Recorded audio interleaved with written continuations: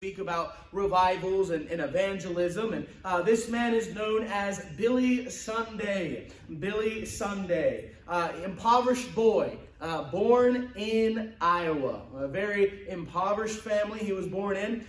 He was born during the Civil War, and his father left 3 months. He was deployed 3 months, and then Billy was born. So his father was in deployment, and he died of pneumonia. And so Billy never met his father, and his father had left his mother in a very impoverished state. And so Billy was raised for most of his early days by his mother and his grandfather, who was his father figure. What to be said about his first 3 years of life was very dismal. Billy was born a very sickly child. His mother wouldn't even carry him around in her arms. On her back. She had to carry him around on a pillow because he was so frail and so weak. And it was seemingly by chance that his healing came about. There was a traveling French doctor who wanted to see the boy and said, "I will heal the boy as long as you give me a meal to eat," which during this time and in this area, that was a big ask. But he said, I can fix him. And so it was natural remedies. This French doctor went out into the woods and picked all these roots and flowers, some things that I wouldn't know about. My wife probably would know about them. But he picked all these herbal medicine, made a concoction, and Billy was fine. He grew to be a very healthy and strong boy. But a very interesting life. He had a pet otter. I don't know how he got a hold of it or how he tamed it, but he had a pet otter named Janice, and he trained it to catch fish. And they keep the otter in the house. And Janice met a tragic end. She was rustling around over a shelf, and a flat iron fell and squashed her head. He had another, I don't know why, I probably didn't have to include that part. I thought the otter was cool. I could have just left it there, not talked about how her head got squashed, but there it is, that's history. He also had a pet pig that he named Billy Pig, Billy the Pig. And so he's Billy Sunday, and his best friend was Billy Pig. And as the story goes with him and his pig, he loved his pig. It was like a dog. It would follow him around. But there came a time where they didn't have anything to eat. So when he came back to the house after being gone, he saw Billy Pig strung up. And so this was his introduction to life and death through these two dear loved pets. But you have to eat. And so that was the kind of hardships. And it just got worse and worse and worse. Eventually it got to the point where his mother and his grandfather could not take care of him and his sibling. And so they sent them away to a military orphanage. A military orphanage. And that's where he spent the remainder of his life. And that's where he got recognized for his speed and skill at baseball. He would play in the sandlots, and he'd play on the local teams in the area, and he would play baseball. And as you're transitioning from the Civil War time into World War I, and during those times, he got recognized for his skill. And so a recruiter brought him into the major leagues, and he was just the bat boy or the cleaning guy. He wasn't that. He wasn't important at all. He was just the locker boy, if you will. But through this opportunity, he was able to really showcase his skills, and he eventually went on to be a member of Major League Baseball.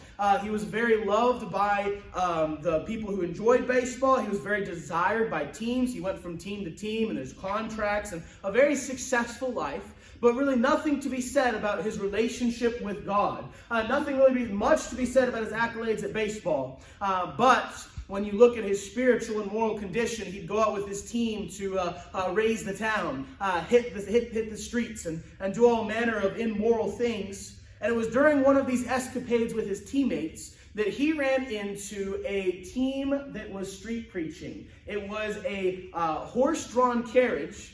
And it was gospel singers and a gospel preacher. This is in Chicago. And they were from, if you ever heard of it, Pacific Garden Mission in Illinois. The old lighthouse. If you ever heard of Unshackled, the radio program, they're the ones who put it on. But this is over a 100-year-old mission that's been operating in Chicago. And they were street preaching. And all of his buddies were making fun of them and saying, these guys.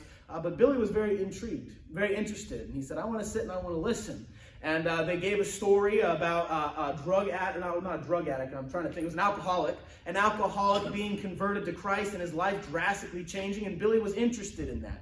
And so he decided to follow the carriage back to Pacific Garden Mission, and it was through the Bible studies there and repeatedly going there to get involved with those Christians that he got saved. And it was through his involvement with the churches that are connected with that mission where he began to teach Sunday school, where he began to just grow and be the sanctification process we're all familiar with. And it was there that he started to get an interest in preaching. But he was still a Major League Baseball player. And he signed a contract recently that would bind him for 3 years to a Major League team. But he knew that he was supposed to stay in Chicago and he wanted to be a preacher. And he knew that God was calling him to preach. But he signed his contract, so he felt stuck. And his wife, affectionately referred to as Ma Sunday, she told him, if God wants you to preach, he's going to fix this contract for you. You don't have to worry about it. If it's God's will, he's going to take care of it. And sure enough, that's what the Lord did through different circumstances. There was a strike with Major League Baseball players. There was a strike and I don't know how you would say not a rebellion, because it wasn't a rebellion, but it's just a bunch of players got together like a union thing.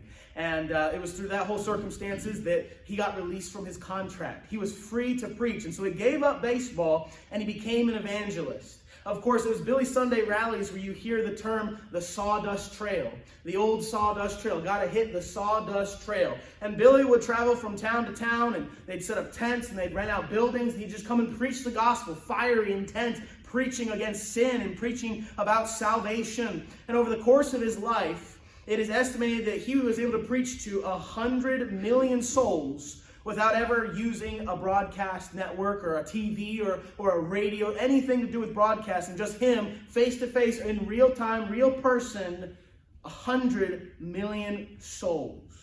His legacy and how he died is really he preached himself to death. He was getting up in his years and he wouldn't slow down. He did start to lose meetings and his popularity started to slow down. So in the sense of slowing down, he went to smaller meetings, more local churches, not the big extravagant meetings he was used to, but he never stopped preaching. He was always preaching with the same schedule, the same intensity, the same fire, and he eventually died of a heart attack, but he preached a message just a couple days before then.